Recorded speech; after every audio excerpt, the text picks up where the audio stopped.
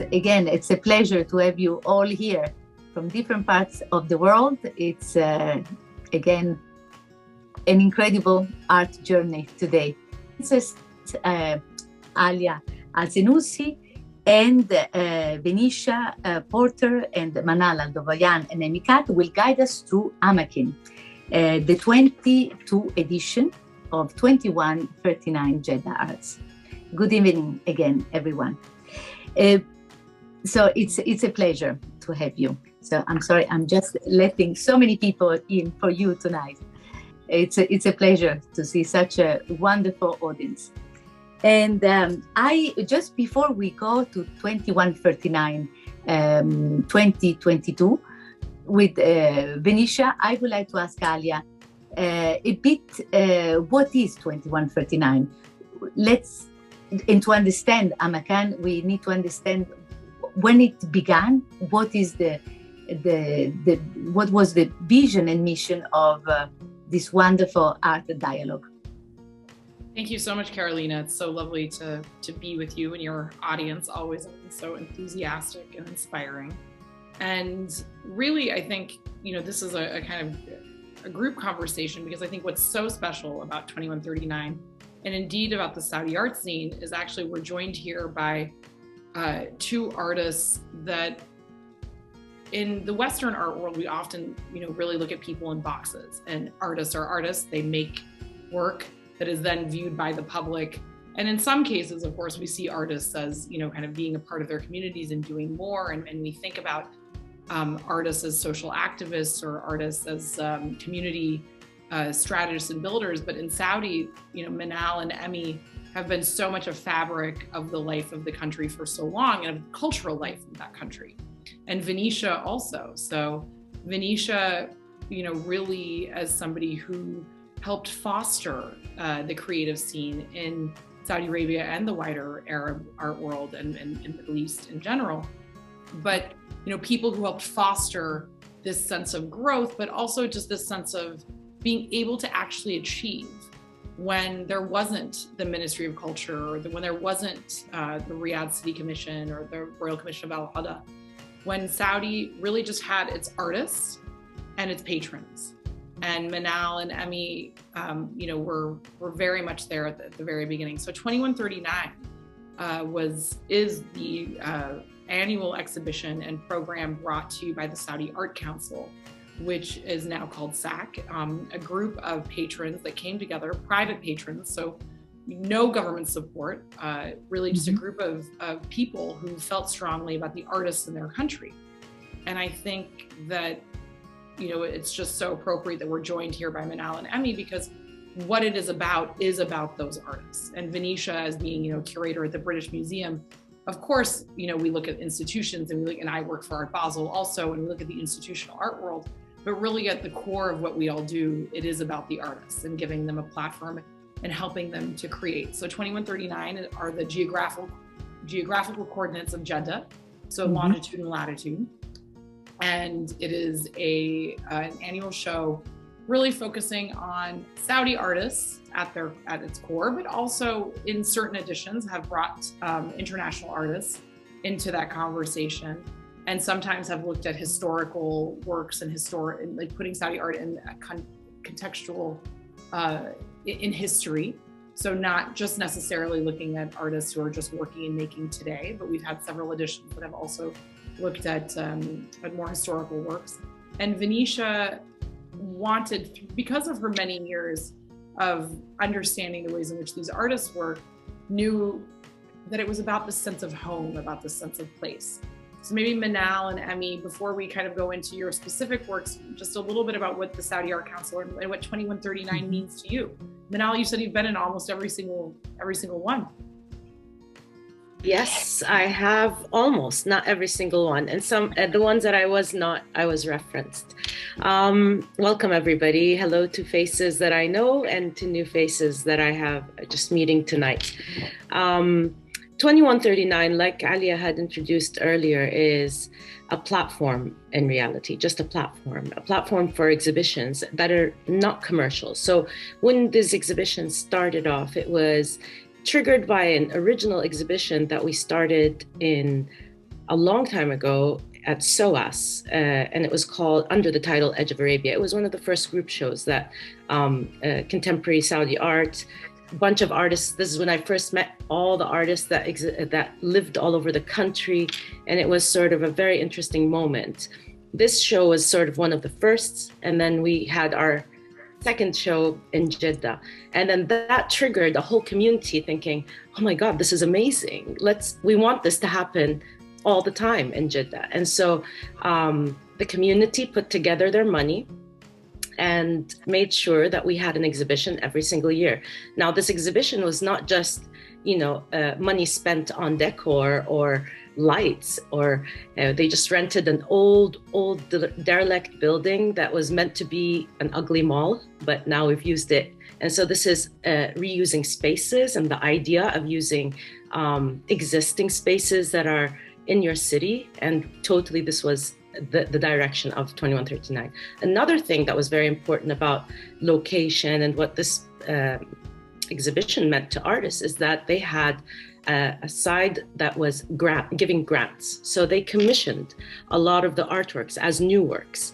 And this was very, very unique in Saudi Arabia and maybe the whole of the region, because I've been working as an artist for about 20 years. It is almost impossible. Back then, today, the options are unlimited. But back then, about 10 years ago, there were no grants given to artists in Saudi Arabia or in the Gulf. Even Western grant givers would look at us as rich countries, so we wouldn't win these grants. And then 2139 came and started commissioning artists.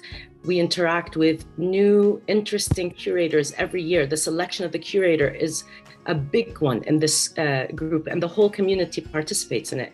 And once the curator is brought in, the conversation starts between all the artists in the region, not just in Jeddah. I'm not from Jeddah, I'm from the East. And for me to travel every year to Jeddah and to experience this amazing exhibition and communicate with my fellow artists from the Arab world and Saudi, it has been a life-changing experience. Now, every year that I've participated, I've been asked to create an original new work. These artworks that I had created for 2139 through grants, which really allowed me to create works that I can only dream of making in scale, in a lot of my participatory artworks, which is part of my practice, where I reach out to hundreds of women across Saudi Arabia and they build artworks with me, were only made for this exhibition. So it's an integral part of my practice, the 2139 grant. Now, most of these artworks have been collected by museums around the world, including the last 2139, not Venetia's, but the one before it, has now, the artwork that I made entered the Pompidou, Center Pompidou in Paris. So I cannot tell you how important this kind of exhibition, this community support, and these kind of investments in artists, what the impact could be 20 years. And look at where I am now and what kind of artworks I'm building. I'm absolutely comfortable engaging with public artworks. I'm absolutely comfortable in creating budgets and plans for projects that will engage with the general public. And this is an opportunity only platforms that are non-commercial can give to artists. And I hope every country has it. And I think with people who really understand the ways in which artists work and the ways in which the art world works, I think it's about a nonprofit platform, but it's also about when you know how these things work, right? So where you give, in a sense, you give artists freedom, where you're not tied down to like a massive, either commercial or bureaucratic structure. And 2139 was able to be nimble and agile in a time when there wasn't anything else. So actually it was the only thing, but it was also just this very special place that people could come together. And, from my own personal point of view and my own, let's say, academic passions, that it provided a platform for people to see Saudi Arabia in a different way. It was a way to say, come to Saudi, come to Jeddah, come see this place, see these artists. You're, hosted by private individuals and artists and their communities, where it's not this hard sell, where it's like, just come and experience our culture and who we are. And I think that artists were able to pave the way for that. And so Venetia, you perhaps can tell us a little bit about your own kind of the context of how you came about with this show.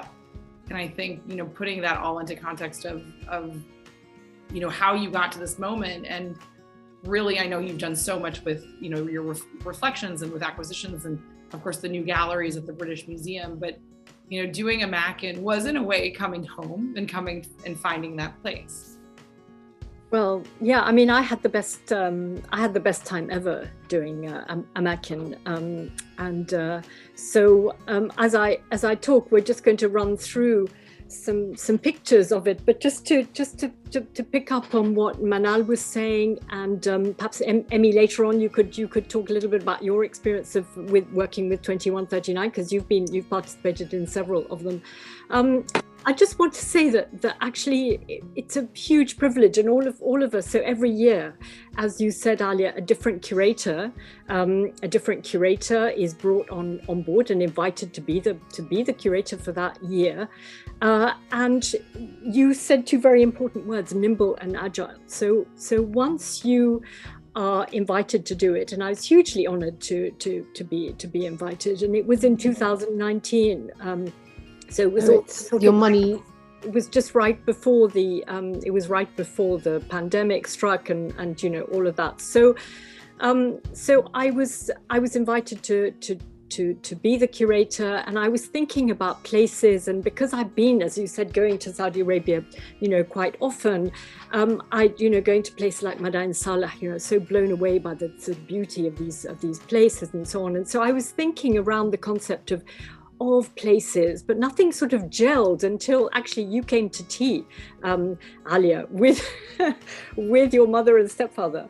And your stepfather said, as I was going on about this in a rather vague kind of way, he said, "Do you know this song by Muhammad Abdu, Al-Amakin Kulla Mashta'a Lak?" And I didn't. And he played it there and then. And I have to say that is exactly the moment when the penny dropped, because I realized that actually I needed to really look in detail, find artists who really, through their work, express that sense of place. So then what happened was that I spent a lot of time doing research and finding artists. I was looking for artists. I was looking for previous work of artists who I thought could maybe do something to do with Makan. And one of the first people actually was Abdallah Al-Othman, because I just love this work, and the title is just so... It's exactly. So, because as you said, Alia, it starts in, you know, 2139, it is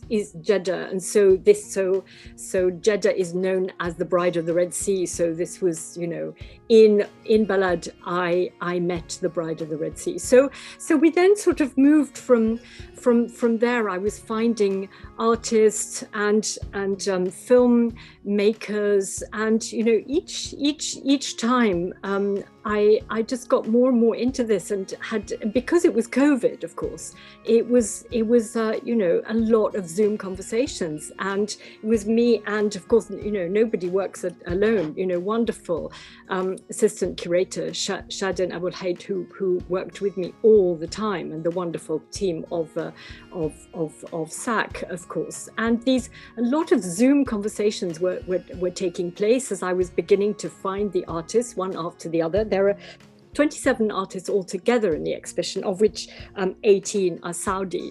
So I was also, there's Shadin on the right, there in the beautiful blue.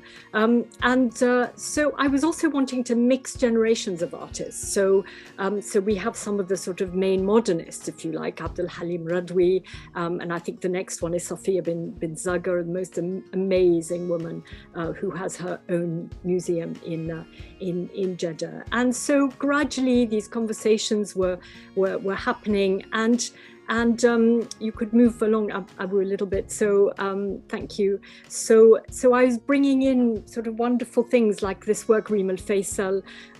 This is one of a series of pictures that she did in Balad, and then we're going to hear from Emmy about this work here, which is again about Balad and then the children. So maybe we can say a little bit about Balad. Is that yes? So Balad is So basically, for those of you who don't know Jeddah, it's sort of divided into several parts. But Balad is the old city.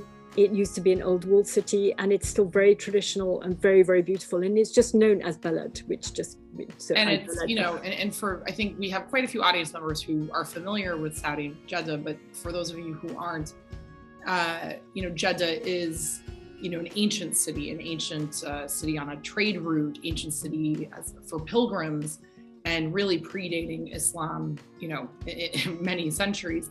And so within El Balad, which is the old town, which is right on the port, you can only imagine that over the course of many, many, many hundreds of years, if not, a couple thousand years, we see a variety of different, ethnicities and traditions, let's say. And so in the old town, you have a community of people who've lived there for many years, but then also this idea of movement. And I think it's really important, and not just in a very religious context, but really in all definitions of culture. Absolutely, and so because we have, I think it's coming up in a bit, Bashar Hawsawi, I'll talk about that. But what was really interesting was to discover artists for whom this notion of makan was something very special to them. So this is Badr al-Bloui, and he did this incredible research project all about Khubar. So this is in the eastern province, and so he was documenting people who lived there and old buildings and so on. And then Talib al-Mirri, the next one.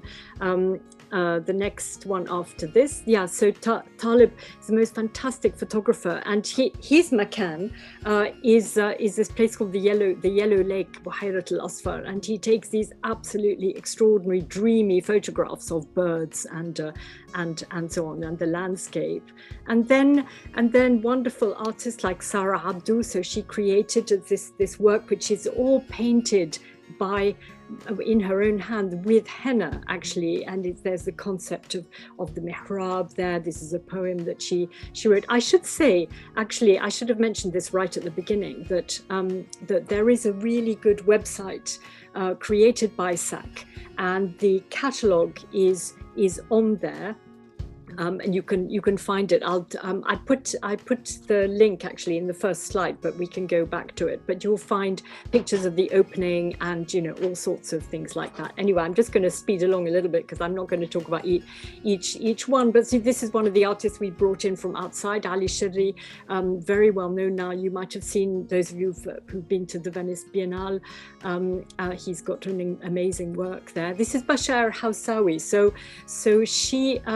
This is her. You can see a picture of her there talking about her work. She created these beautiful pieces. She calls them cleansing, and they're made from the textiles these African textiles that you find in Balad, in these shops in Balad. So as Alia said, Balad is this place, people have come from all over the world. And then Asma Bahmin, I had this wonderful conversation with her because I knew that she worked on paper. I'm just going to say something about my obsession with paper in just a second, but it turned out that she used to go to her aunt's house a lot in Balad. She was actually fascinated by the fabric of it, and she was particularly fascinated by the way that people would put little pieces of paper into walls as a kind of protection. And so she literally created a wall for us that you see there, and she inserted into the wall these little pieces of paper with texts on them and poetry and so on.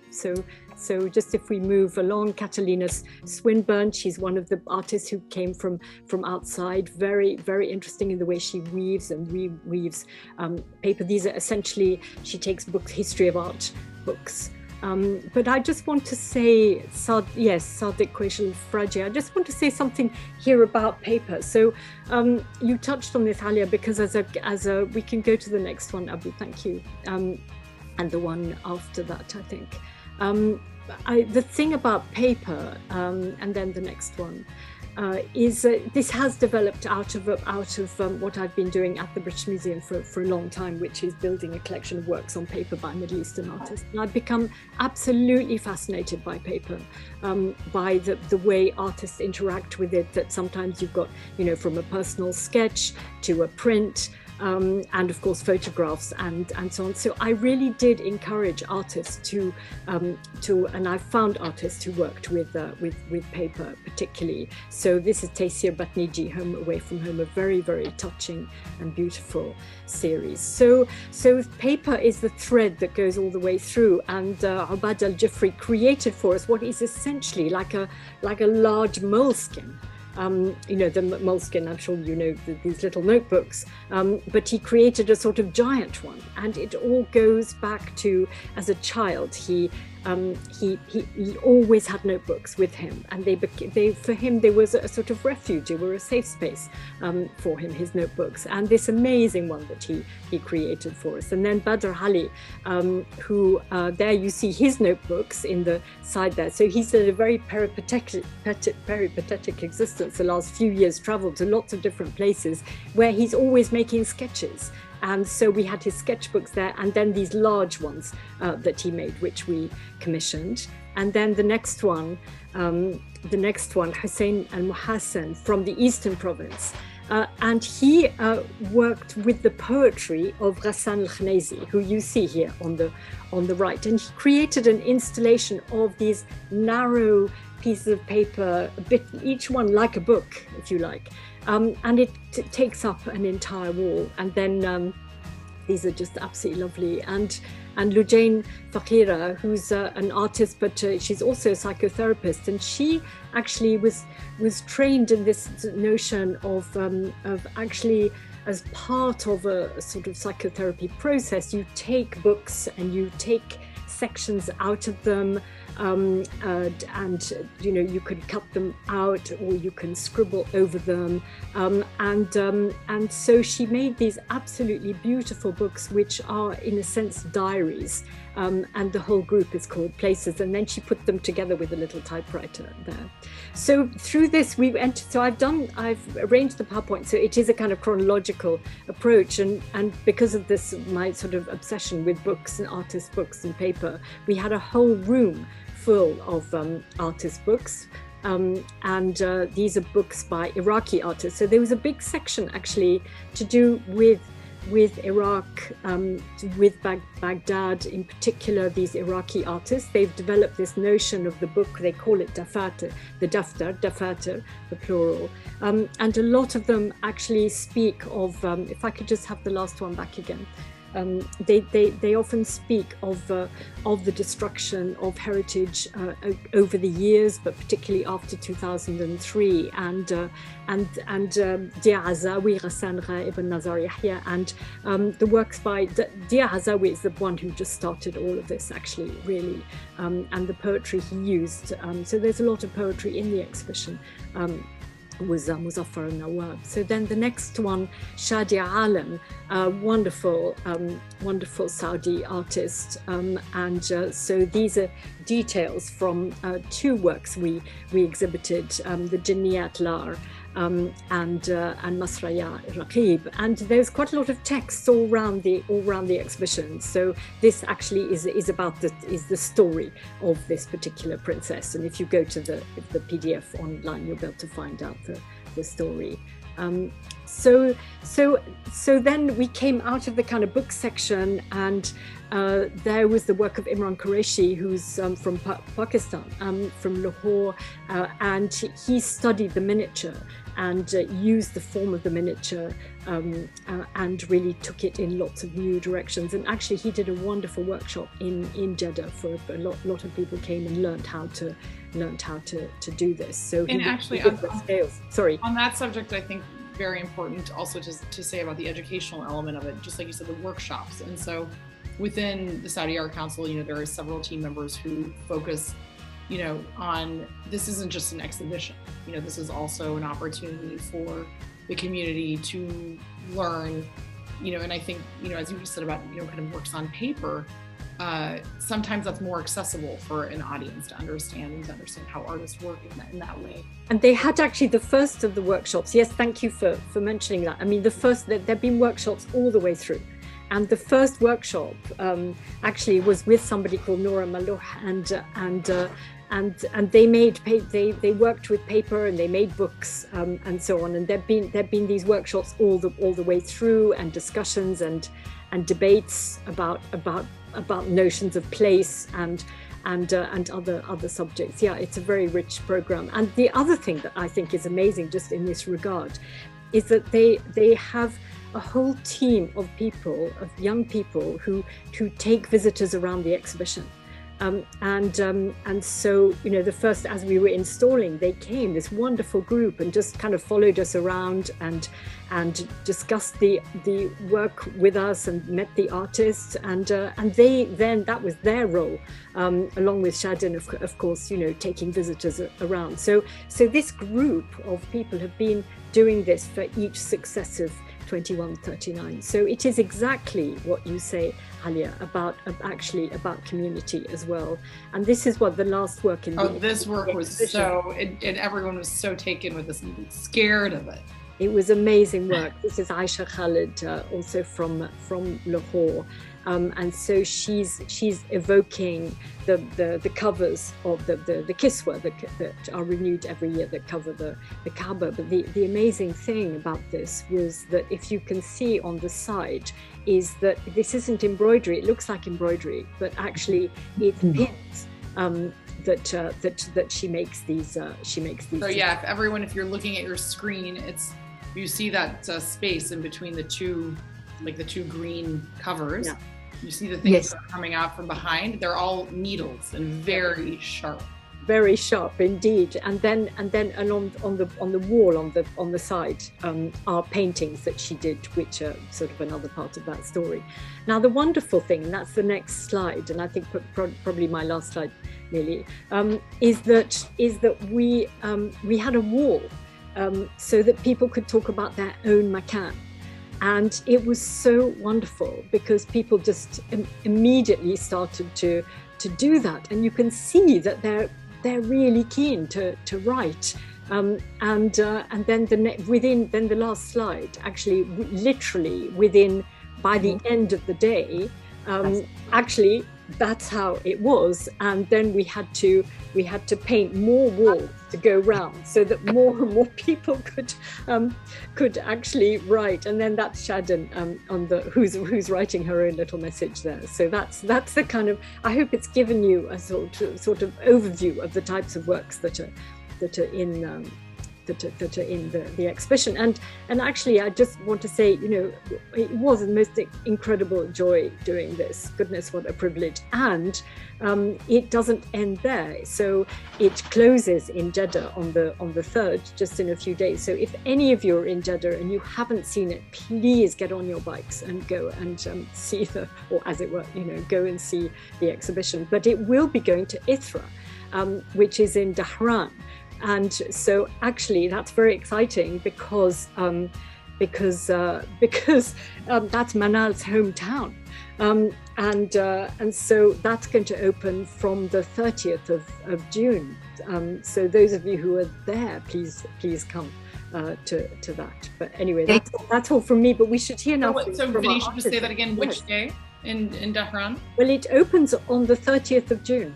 And it'll be there, the Centre for World Cultures, and in Ithra, which is the most unbelievable place. And Hata designed incredible cultural institution. It's amazing. So the interesting thing actually is that we're going from Jeddah to the Eastern Province. So actually, there's been a whole new configuration of the design in order to bring out the Eastern Province, and we're including a new work by a new artist, Abdurrahman Suleiman, who is from the Eastern Province and one of the pioneers from there. So as we wanted to add another artist from and Venetia, this is the first time that the 2139 is actually going into a different space.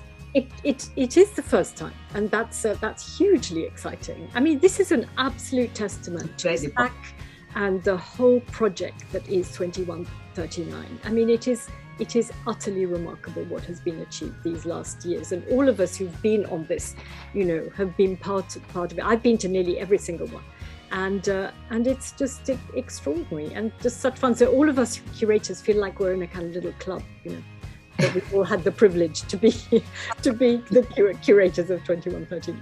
Yes, and actually I met you there, Venetia. Exactly. So what did you think, Carolina? Well, for me, it was one of the most fascinating art experience that I could be. I actually met. I was invited from the Atar Gallery when I met Moana Shono. I fell in love with this installation in Artissima in Torino, and this is why I came to Jeddah, and this is where I met you, and then I met Moana. We saw one of his works. Installation before. Yes, and I think was, for me, the people, the welcoming was one of the most beautiful things and fascinating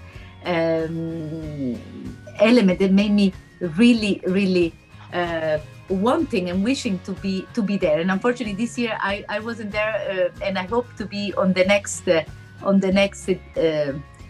your next when you're going on yes, I will. I love to come. I would love to be there. I mean, I think perhaps like talking to Manal and Emmy now, and how do you approach curating a show and working with artists that you know so well on a particular show and on this particular subject and for this place, for this Makan in a way. When you've obviously already worked together in the past. So how, even Manal and Emmy, please jump in and let us know, like, how does that approach change from show to show and with this theme and in this way? Well, I think it's for them to, we could go to, actually, I think the next slide is Emmy there. So maybe Emmy, why don't you, the thing, I just want to say just briefly, before I allow Emmy to speak, so as it were. So it's just that Emmy had done this incredible work, which he'll tell us about, he comes from Jeddah, and he lived in Balad. And at one point I said to Emmy, like, what else have you got? It'd be really great if you were part of the show. And he did this incredibly generous thing, which is he opened up his archives to me. And we did a Zoom, for several hours where I had the huge privilege of looking at Emmy's work. And we came. Because for everybody to know, Emmy is also in many ways documentarian. And I think this is also like a part of a larger debate of, photographers as artists or documentary. That is a whole other huge question. So now we're talking about you, Emmy. So maybe you talk. Yeah. Yes. But Emmy is really, in many ways, the ultimate ambassador of Al Balad and of this community, and really showing us all facets of it. Emmy, you sound really far away. Hello, everyone, and thank you. Is this better? Much better, yeah. Is it much better or just better? I can raise it a bit. No, it's better. Okay. Perfect. Okay, so basically what I was saying is hello, everyone, to start with. And thank you for being with us, whoever you are. I can't see everybody, but I can see the lovely team here. Al Balad to me, I was born in Jeddah. So Jeddah, I have an umbilical cord tied with it. And Al Balad, when I was a younger boy at age 7, 9, and my little teenage periods, our parents used to take us down there to shop for our, supplies, food supplies, pharmacy, medical. Everything was bought from Al Balad. And what made it exciting for a little boy like me is when I got good grades, my father would take me down, buy me a new shoe or get me a new watch. So everything was there. And so when I was very young, we lived in the modern Jeddah, which was right next to Al-Balad. It's about, like, let's say, half a kilometer away, maybe a bit less. It's called Al-Baghdadiyya, and then there is another one called Al-Sharafiyya. Those today, unfortunately, they're going a major facelift. There's a big demolition happening and a facelift for new projects to come up. So there's a development, a landscape transformation aspect of Jeddah today. So Al-Baghdadiyya, which I'm referring to today, it's completely gone, and a new one will come up very soon, inshallah. Al-Balad, I used to escape from my parents' house with a little bicycle and drive down to Al-Balad. I was age 7 or 9, and I would get lost in Al-Balad. And I remember very well, I have a vivid memory of this energy that was so amazing, this livelihood. People were so, at that time, there's no mobiles and technology, so you can really feel the human element there. And I still have it till today. I'm 63. It's living vividly in my memories, a precious memory. So Al-Balad for us was a very special place. Later on, it got unfortunately abandoned in the 50s. The abandonment happened rapidly, and people just left it because it was old, and they just went north to build their concrete villas with air conditioning and luxuries, remembering and forgetting, in fact, not even remembering, forgetting the jewel. And so this is when I came in. I mean, this is a story as old as time, right? I mean, this is yes. But this is where, I mean, it's unfortunate that we continue to relive these terrible mistakes that we. No. I mean, this is just to say how I came about to do this project. Yeah. And so I was there. I was living in Al-Balad to document this heritage, and while I was documenting it, I was documenting the heritage of Hijaz, which goes back 400 years, even. Before Saudi Arabia. And so it was a beautiful heritage that was sort of falling apart until the Vision 2030 came now and saved it. And today it is a very important heritage site. I was fascinated by those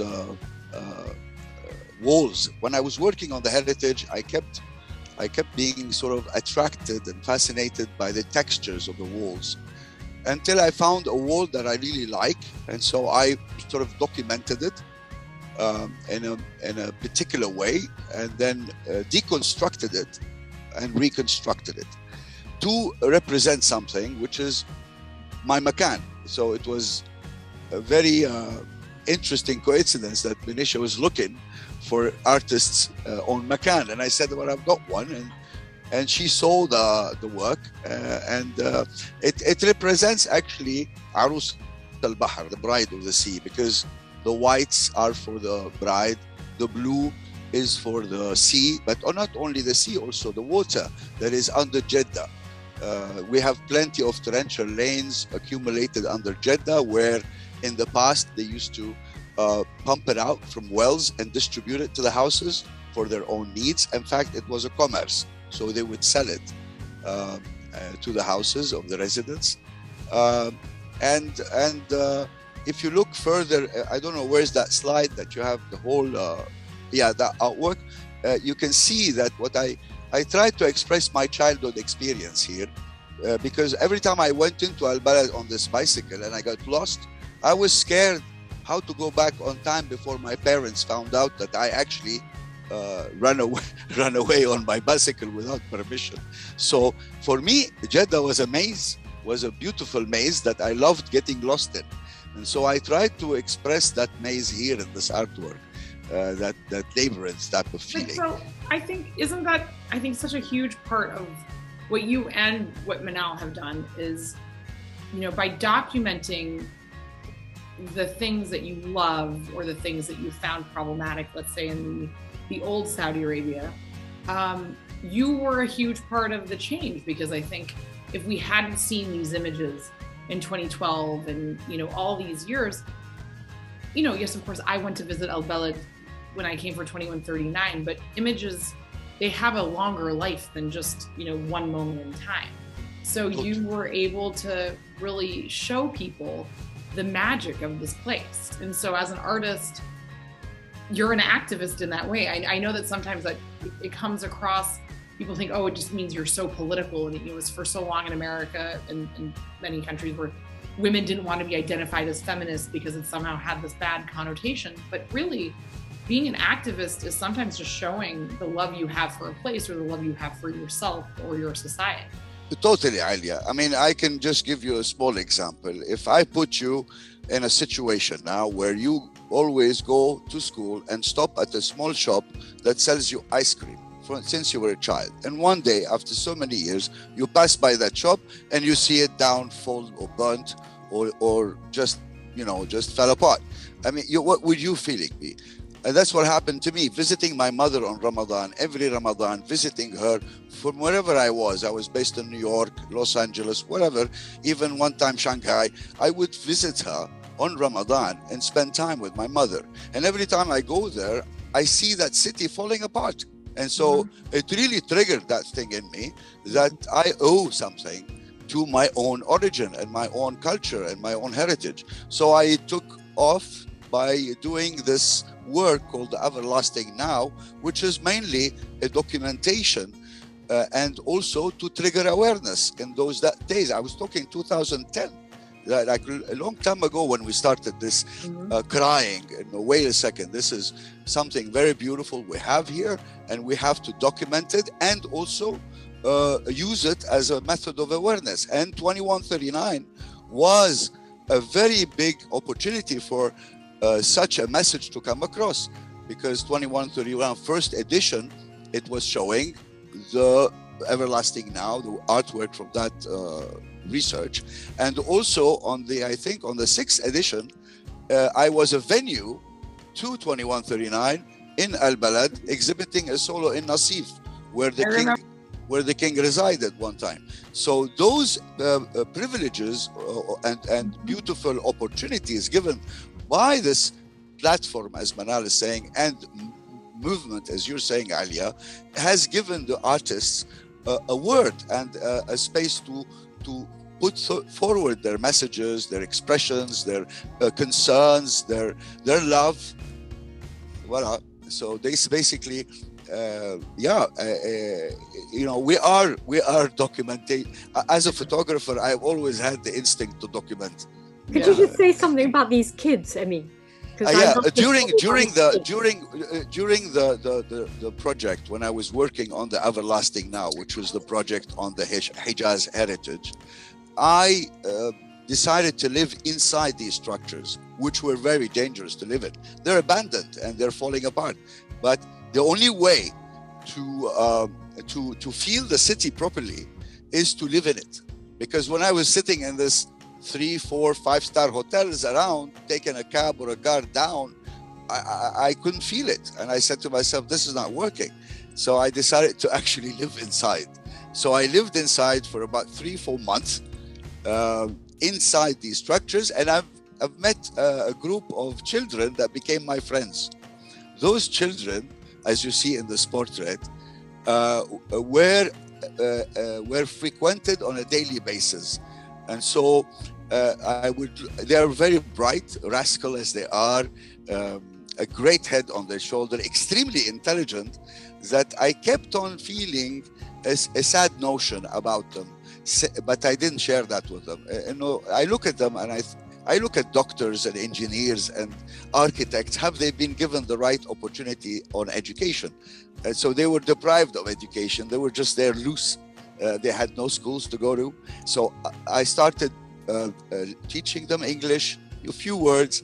I started sharing my small philosophies, like nothing is impossible. If you really want to do something, you really feel for it, you will do it. And work with them on their Fatiha, the Quran, sort of started teaching the first ayah of Quran, al-Fatiha. And so I tried to share as much, and they became so close to me that they became like brothers to me. I every time I don't see them, I miss them when I'm working there, and I will wonder where they are. So yes, those boys were part of my experience in residing in Al-Balad to document Al-Hijaz heritage.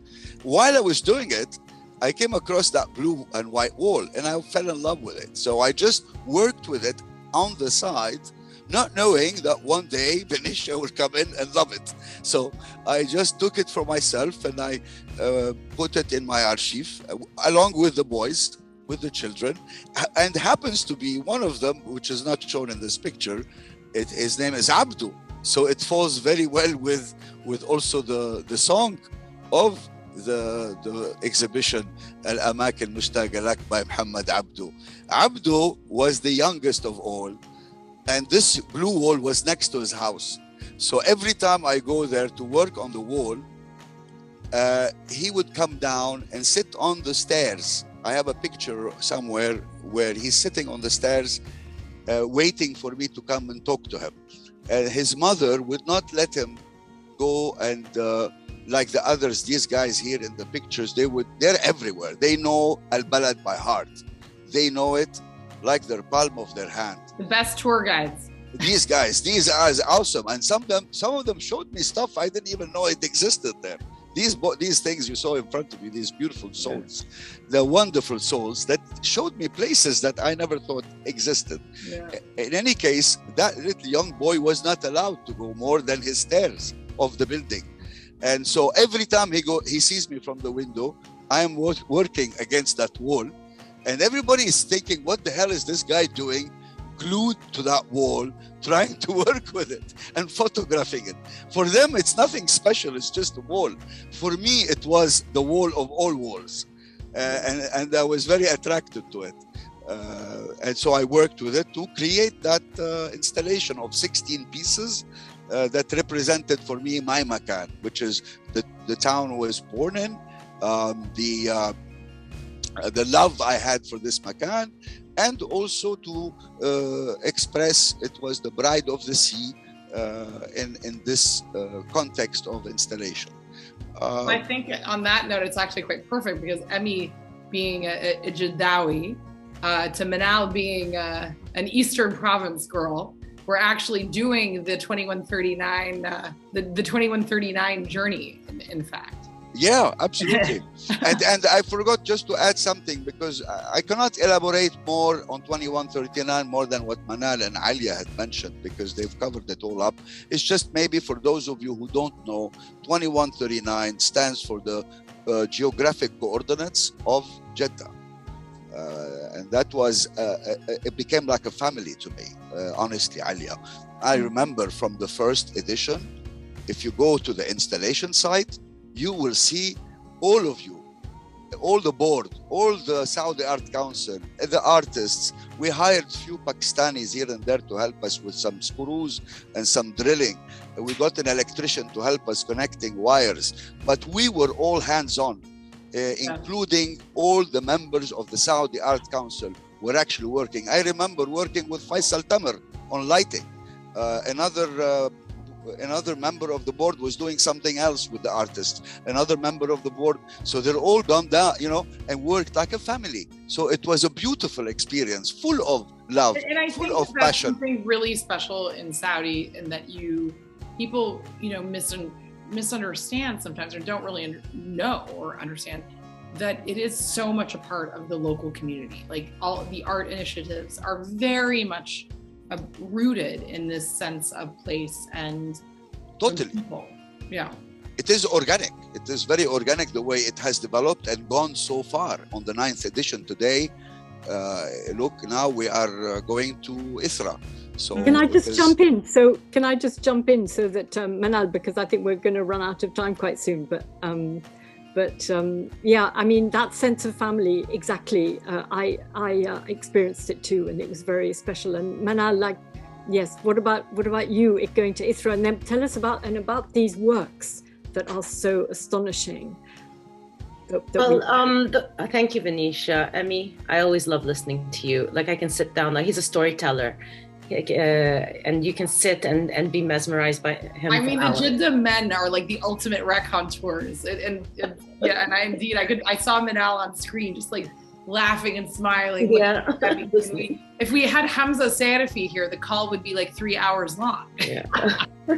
Anyway, let's have Manal talking about her. So thank you, Venetia. Yeah. I'll present my work that was sort of, as you see it, sitting very delicately on that shelf, rolls of paper, and the title of the work is Just Paper, which is a misleading title. This is part of a journey in this medium that I've been working with since 2019. I made these works when I was doing a long-term residency in Madrid, Spain, where, you know, ceramics is one of the most important mediums used there, and I just went crazy experimenting and enjoying myself. And this is a big credit to how important it is for an artist to expose themselves and live in their spaces like Emmy did with Old Town. I'm going to just do another plug for my other hat and say that I remember seeing you present this fabulous series of works based on this. And I have one very proudly at home, but at Art Basel Miami Beach,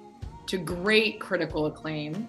That must have been December of 2019. So just before the world changed, and everyone was so taken with what you were showing them there, and this kind of comment on texture and on your own culture, but really also, like you just said, about experimentation. So Abu, can you go to the next slide, because we can see the details of them there. Yeah. Exactly. And so this work was really not paper. It is made out of pure porcelain. I have one of them here in my studio, and you can sort of, I don't know if you can hear the tapping of it, but it does have this look of paper. And during that period in my work, I started transforming paperworks, the archive, the powerful, into something super delicate, and also turning them into soft sculptures that you can sort of, you know, hit and fall and then reassemble and nothing happens. And this fragility versus sort of solid kind of ideas. Now for Venetia's call for the artists, this was commissioned for her especially because I had worked with this medium, but not with the topic of Makan. The time that we were having our conversations was during the lockdown, Corona. I was living with my husband in London, and so I was very much separated from my family, from my community of artists, from everything. And I really felt this disconnect. And the Makan that I was in became sort of a prison rather than a place of pleasure. My husband kept me alive, so he's not part of the problem. But, you know, just as an artist that's used to being immersed in communities and speaking to people and attending shows, it was sort of being placed in a sort of sensory deprivation situation. So how did I address it through this work? And responding to Venetia's call is that I went back to a book that is basically the jurisprudence of the Arabic language. This is a book that I took from my father's library, my late father. And this book was commissioned by a sultan from the Abbasid era, so it's about 1,000 years old, for a scholar to collect all the words of Arabic under certain categorizations. And it's not a dictionary, it's nothing that you could find anymore, but it sort of chooses a word and it gives you every single level. So for example, love. You would describe love from, you know, flirtation to infatuation to losing your mind in love. And Arabic language is so rich that it has a word for every single state. So I decided to look through this book and find things that I wanted to create, move them from their state of power to their state of weakness, move them from a page to something that if you were to press it hard enough, it would crush. So this is sort of a cleansing, healing work. And I placed different things like different words on these scrolls is things like the levels of illness, the levels of imprisonment, the levels of fever, all the Arabic words that sort of describe the period of the pandemic, rolled them up, tied them. And now if you attempt to open it, it would crumble. If you attempt to try to read it, it might crumble. And that is part of the experience of working with this work. Of course, it's a nightmare for curators working with such delicate works, but Venetia handled it quite well, I think.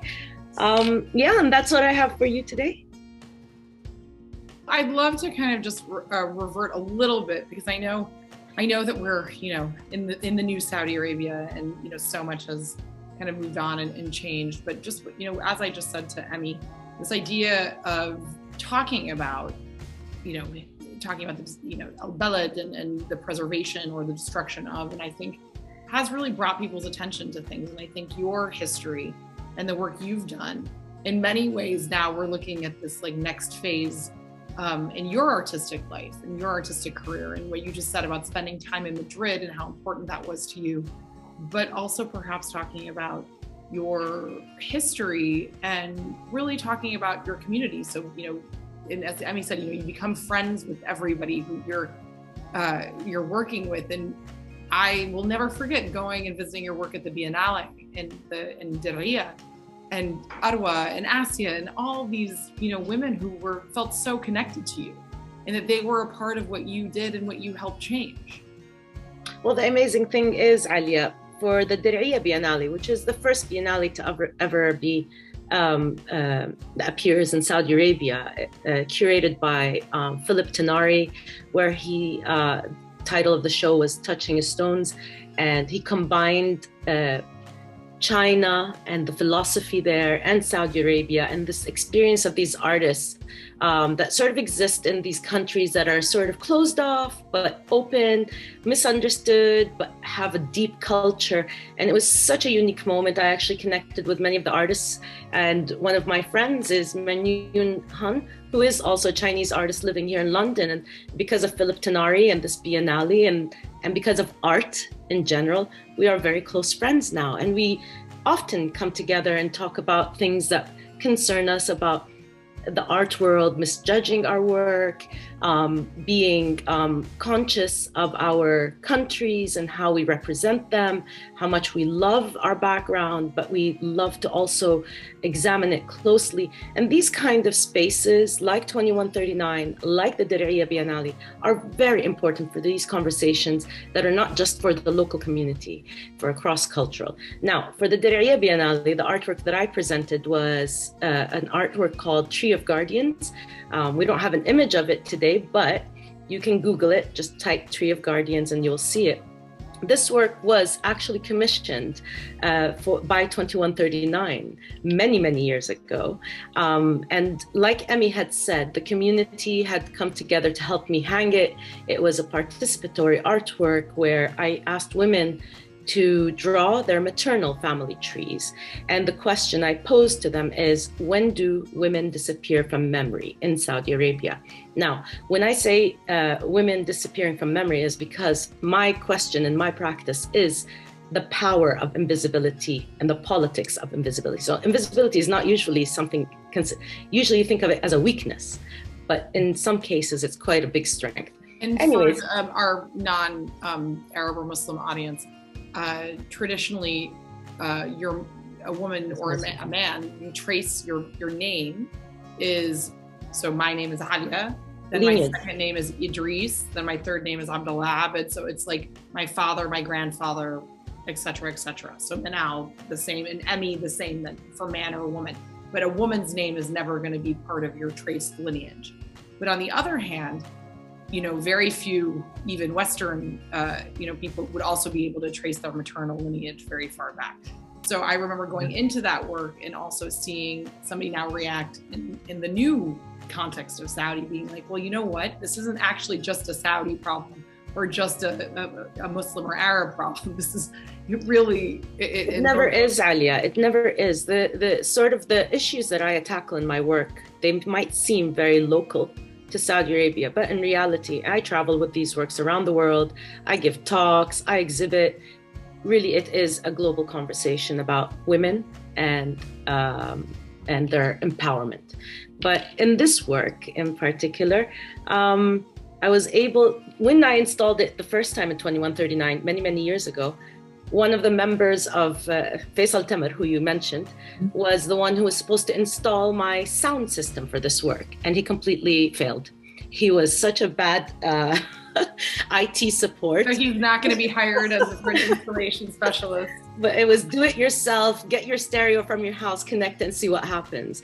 But in reality, the true exhibition of that work was in the Diriyah Biennale. And I was so excited to see it exhibited properly. We had design teams, we had scenography, lighting specialists. It was wow. It was like the Hollywood version of, you know, a homemade movie. And I was very pleased that this artwork has remained with me in my studio. I refused to sell it, although it was exhibited in 7 different museums around the world, including America, the Netherlands, the UK, but I kept it because I felt like this was a national work. It belonged to my nation, to my generations of, you know, grandchildren. And I'm happy to say that this work is going to stay in Saudi Arabia, and it will be, it has been acquired for a national museum. So I'm very, and it all started with a small journey with a commission. Right. From 2139. Although, actually, I know, okay, I'm going to be perhaps be the first audience question. Actually, it's a question for Venetia, Manal, and Emmy. I have a question for you. This idea of acquisitions. Yes. So, if, as an artist, I understand, I mean, as somebody who, you know, has worked extremely closely and helped start the Biennale, and I want these works to stay in Saudi because it was such an important moment. But then on the flip side, you know, we had visitors from the Tate, from the British Museum, from the Met, from LACMA, who were also very interested in acquiring work that they saw at the Biennale to also commemorate that moment. Where is the balance? Like, how do you make that decision, and where do you balance? Like, does the work, is it better to stay in Saudi and be there in that context, or is it the most incredible ambassador to then be out in the world and your work that we would see in these international museums and people would see it and see it there? Can I just answer that very quickly? Yes. And that is to say that these works need to be seen in several different places at once. Obviously not at once, but it's very important that they're seen in Saudi Arabia in that kind of context. But these are international artists, and their works need to be seen internationally. And you know, something like this talk hopefully will have introduced some of this amazing work to people who've never looked at it before. So all of this is just about chipping away and making the work of these wonderful artists really better known, just generally within their country and outside. Carolina, I'm going to hand back to you now. No, thank you, Alia. Thank you all. Thank you, Venetia. I just wanted to make sure that our audience can have a couple of 2-3 questions, because we are already, as Alia, we could speak forever, and it's so impressive to be here with you and to listen to something that only if you go there, as Venetia said, you can really understand. But as any exhibitions, to really understand the purity of this poetry, as Venetia said.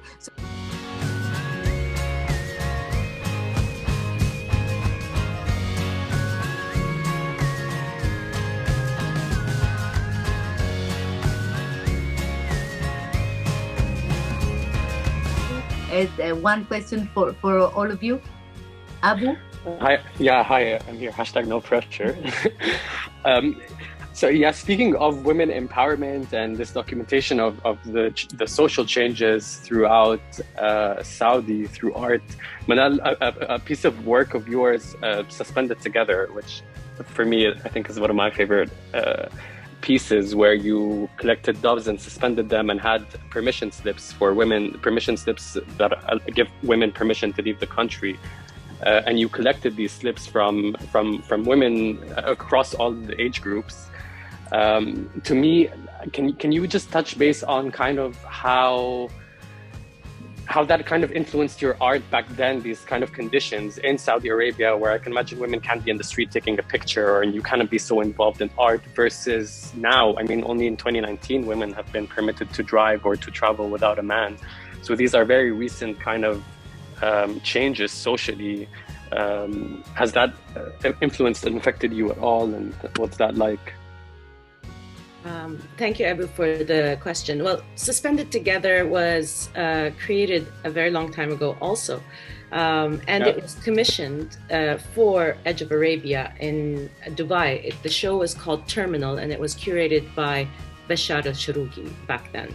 Now, this work was sort of one of my early participatory works. I still did not go out and create huge sessions and people coming in to work with me.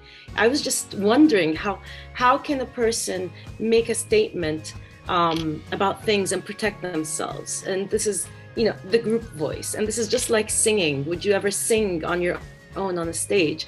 Or would you really go for it if you had 20 people singing with you? And that was sort of and it was intuition. It was not intentional. I felt like, what, I can't say this alone. I'm just going to invite all my girlfriends and my family and my community. And what I did back then, before social media, it seems like it was caveman time, but it was just recent history, that I sent an email. Remember mass emails? Like when you had a joke, you send it via email. That's what I did. I sent it by email saying, whoever wants to donate their permission slip for traveling, for me to add it onto an artwork. Bear in mind, there was no contemporary art museums in Saudi Arabia and most of the region. The art scene was not so strong. So the women that responded to me did not respond because they were interested in contemporary art. They responded because they trusted me. And they trusted in the sisterhood and the community that we had created as women. So I received 100 travel slips, and people didn't even bother to, obscure the names of their husbands, because usually it's your male guardian's name that's on it. So whoever is going to get in trouble is the man that signed that document. They did not obscure their names. They did nothing. They just did it with such confidence and gave it to me to do whatever I like. Because they trust you, and because you've always been somebody, and I think you and Emmy have both illustrated that you have been close connection to the community is essential for an artist, and even anywhere in the world. Yeah. And so I placed the documents on these bodies of doves, white doves. They are suspended, so in their representation, they look like, so the women that participated were award-winning scientists, filmmakers, poets, women from, grandmothers to newly born girls, so all ages. And in reality, they looked like they are women in flight. They were taking off, but in actuality, they were suspended and frozen. And that was the statement around the work. This work sits in Doha, in Mathaf, which is a museum in Qatar that had acquired it and has exhibited it publicly ever since they've acquired it. Never has gone into storage, and I'm very happy for that. And this work was also in Spain? Hold on. Yeah. Venetia Porter also acquired a smaller version of it, which is the porcelain version of this work, and it sits in the British Museum today. And anyway, let me mention that Venetia was one of the first curator, international curator that collected my work. And I forever am appreciative of this sort of long-term vision that you had of what it meant to get involved in an art scene that was just beginning, so baby and so sweet. And you invested in it. And this is very, very important for all collectors and curators around the world to think beyond the usual, the identifiable, things that make people feel comfortable. Go for the crazy, go for the interesting, so I really do want to make sure that Venetia gets that credit. You're amazing, Manal. I mean, it's a huge privilege for me all these years at the British Museum to have been able to collect the work of wonderful artists like you. We have works by Emmy too in the collection, and I mean, I think museums, our Western inverted commas museums, are enriched by these works because they tell stories, and we need to listen to those stories. Thank you. We have 3 more people who would like to ask some questions. We have Muriel before going to David, and then Victor. Please, Muriel. Hello. Thank you. Hello everyone. So my name is Marielle, and I am the editor-in-chief of a poetry art review that's based in New York with branches in London. My partner is here, it's Maria. And so I have a question for Manal. I'm very, very in awe about what you do in the sense that you talk a lot about language and poetry being meshed with art. And so I'd like to know more about that, and can you elaborate about your creative process? Sure thing. I do not write my own poetry. I'm inspired by poetry.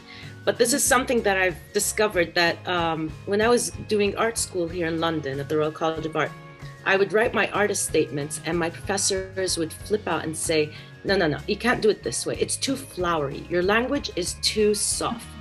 And I kept trying to explain to them, this is how we express ourselves in the Arab world. We place this beautiful terms and play on words, and one word can be flipped 7 times to mean 7 different meanings. And most Arabs, are trained to read between the lines and understand what you're trying to say via these very flowery languages. I know other cultures in the East also use this, but my professors were adamant. You have to be more direct. You have to use stronger language. You have to show what you mean. And I just couldn't. And I always ignored them, obviously, and did what I wanted. But so you see the prevalence of poetry. Did you graduate? What, Alia? I said, did you graduate? I graduated with distinction. My dissertation is also on the shelves of the library because it received a distinction. But you have to push for what you want, right? And my school, just to add to that idea, Alia, that thought, is my school was very Eurocentric. They misunderstood my work constantly. My critique sessions were a disaster because my professors didn't understand how to even start critiquing me. So in order to challenge them, my whole dissertation referenced only Arab philosophy, Arab historians, and Arab artists, and Arab history. Go find your way. Use it as a learning tool to understand what I wrote about. But definitely my practice is varied. My concept is the most strongest in all my practice. Medium for me comes after the concept. So every artwork you will see is completely different. And I challenge myself. It kills me sometimes to say, fine, I'm going to work with porcelain now. I've never trained as a ceramicist and I die in the process, but I just cannot stick to the same medium over and over. So you will see in my artworks throughout the years, you'll see photography, weaving, sculptures, land art. My last work in 2020 was trampolines planted in the middle of the desert. So, anything goes. But my concepts are usually the same. They always explore ideas of invisibility and visibility, absence and disappearance, and the politics and power of those two. Yes. Thank you. That was Thank you, Maria. Sorry, because we're running out of time, and I think this is so fascinating. We have so many things to say, but now I would like to ask David. David, hello, how are you? Hello, everyone. Thank you, Maria. My name's David. First of all, Alia, I love that you're a princess, but you're from Minnesota. That cracks me up as an American. But my big question has to do with this East versus West dichotomy. And how do we address that issue for the Western mind? If you are someone like I am and like you all are, who thinks of Eastern, who's coming from an Eastern mindset, I wonder, is there one thing that will help us talk to Western mindsets about what it is to be Eastern? I think it's partially concept over style, maybe. I'm happy to jump in at the end, but I think perhaps, Emmy, with your work and just really showing people these images, and also for a local audience, but then translating that and translating it back and forth. You mentioned going to visit your mother every year. So perhaps tell us a little bit about your own life experience, but also as an artist in that way. Sure, Alia, with pleasure.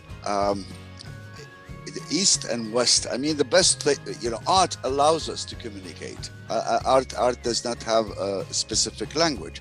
It allows us to communicate. So the best thing to what we'd like to answer the gentleman, how do we communicate, or how do we address our Eastern to the Western, is by art. Art is a powerful medium that what we're doing today is communicating with the West. It is to show them our Eastern minds. It is to show them our perspectives of things, and also the initiative of 2139, which is a movement, as Alia said, and it's a platform, as Manal had mentioned. Those are so important communication links to the West. So what we do, I think this is what 2139 was trying to do, is to communicate with the West and present the East, if that answers your question. So when I'm working, I mean, I live in France. I was never inspired to do anything in France with the French culture, to be honest with you. I love their wine, I love to eat, I love to have, but I'm always attracted to work with my culture, with my heritage, with my roots, and I always end up going to my country, my origin, and work. And this is where I find my space as an artist. So as a method of communication and presenting East to West, I think art is the most powerful means, and Manal has done greatly in that aspect by showing all the messages, all the concerns, all the issues we are dealing with in our lives. Me as a documentation, today I'm working on the demolition of Jeddah, for everybody to know. I am working on the demolition of Jeddah. I am documenting that, and I want to protect us because there's a lot of critique about it. And I was working in heats of, just came back a few weeks ago from the sites. Not easy to photograph, the dust, the heat, the had, but it is important to document, to show later on in 5-10 years that look, what we did today is justified because all these structures need to go. The crime is less, the structure are old, illegal, and so I went in and I documented to protect us, because there's a lot of critique from the West that's saying, even the BBC started criticizing this, and they have no idea what we're doing. Oh yes, it is massive, it is very ambitious, but it is important to be able to do it that way. Voila. And so I am there to protect that movement and to document it as detailed as possible. I have done a great archive of that documentation for the demolishing of Jeddah. I don't know if you've heard of it, but for example, that is an issue today we'd like to share with the world what we're doing and why we're doing it. Yeah.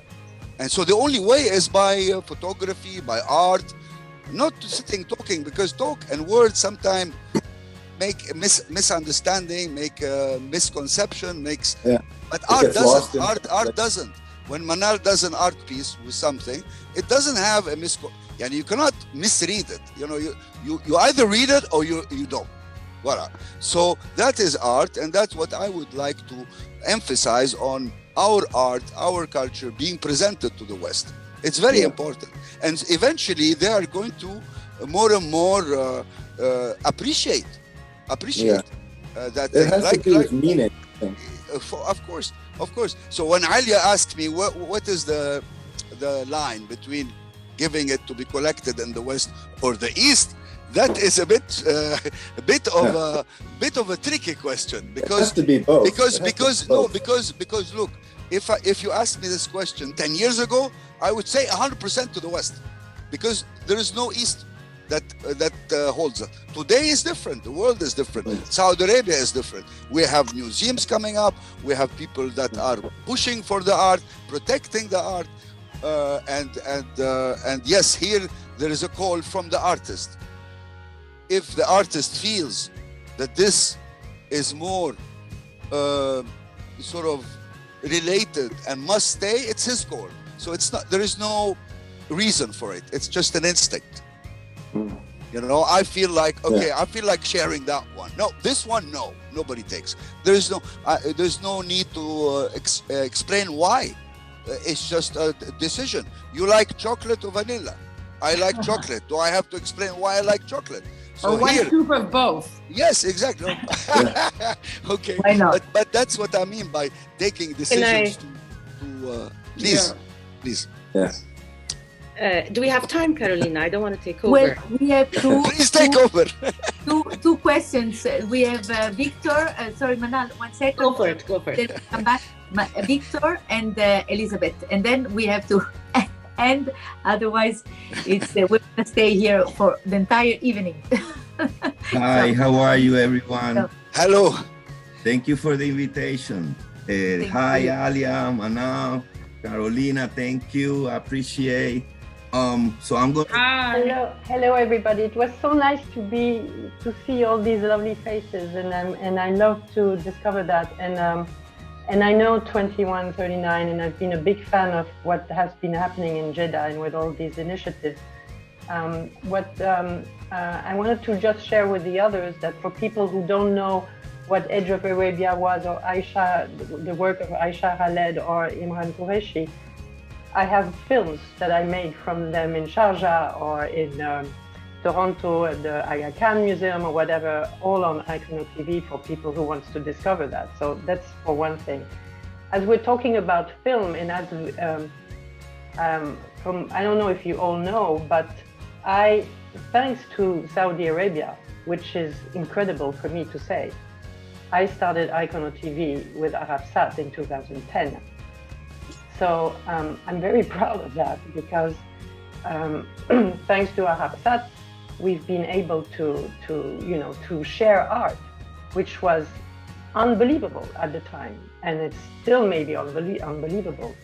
And so I wanted to just ask one thing is, I remember, I think I was in 2018 and 19, and it was at the moment where the Ministry of Culture was going to be, was just born, so to say. And I wanted to, as you've been going every time, and maybe Venetia, I mean,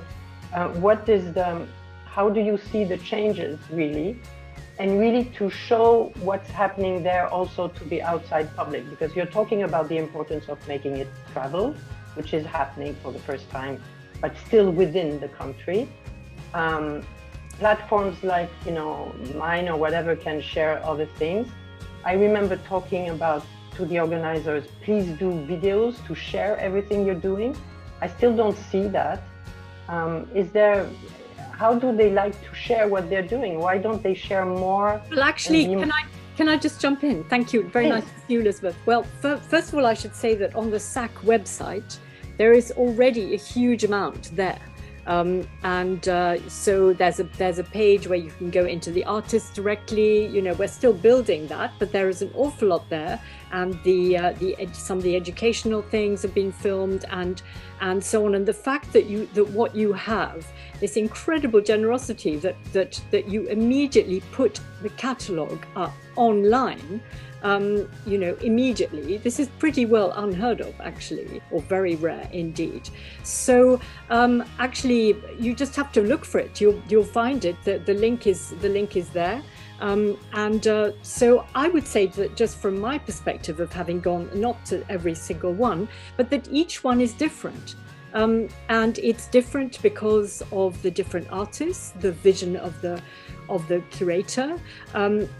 What was very special for me was not only to work with this fantastic team and the art and all the artists, of course, but also we had designers with us, and that is also unusual. So last year there was the same designers, but last year was very complicated. Secrets of the Alidades was a fantastic exhibition, but unfortunately not many people could see it. But there were designers there, and there were designers working with me.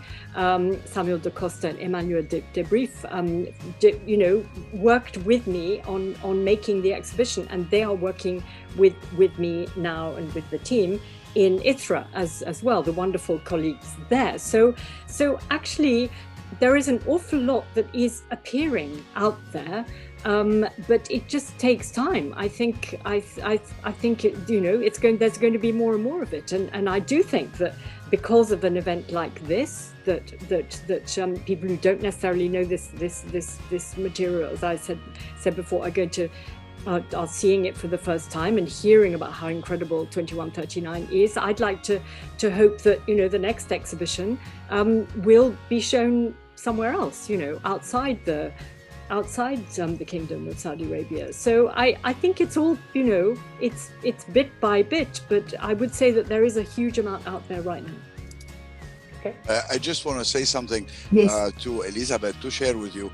The Minister of Culture was not born, it was restructured. We always had a Minister of Culture, but it was tied up to the Ministry of Information, and it was a lost cause.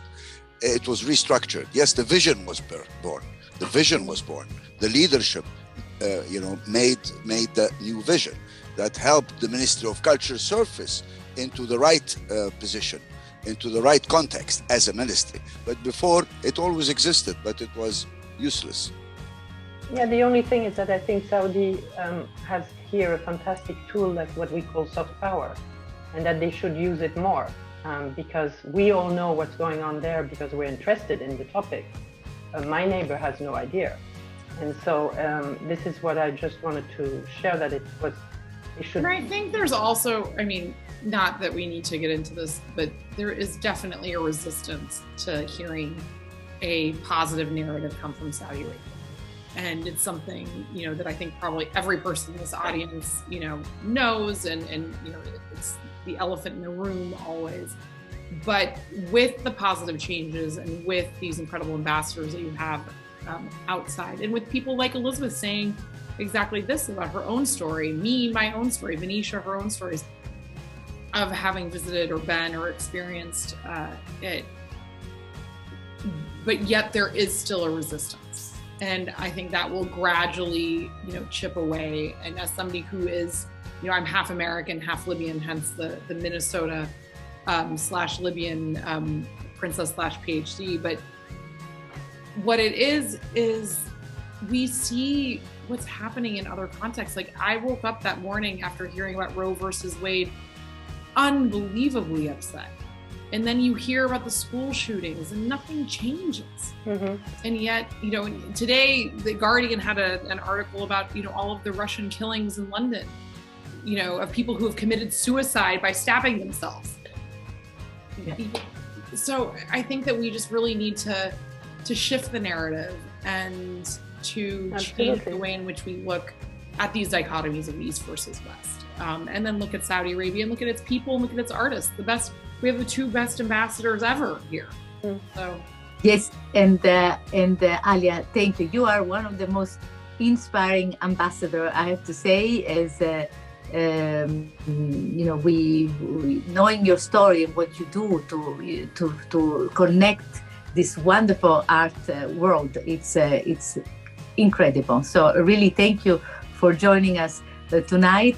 And I would like to finish with Venetia, that she started all this incredible journey. The godmother of it all. not Charles Tripp, her husband, is there, but it's really Venetia. There we go. And again, for me, as Elizabeth said, for me, it's coming back to Jeddah tonight, where I met all of you there. And it's wonderful. For me, was one of the most beautiful experiences, and still it is. And when I read and I saw what you created, Venetia, it is really beautiful, touching, because it's what I said many times, is the longing and especially after COVID, all the places long for you. In fact, Amakin exhibition, as you said before, was inspired by the song of Mohammed Abdo, which I will try to say it. I don't know if I will be able to. Al-Makin Kula Mushataka Lak. Did I say it right, Alia? Almost. Almost. Okay. Okay, I tried at least. Yes, good. It's good for Italian.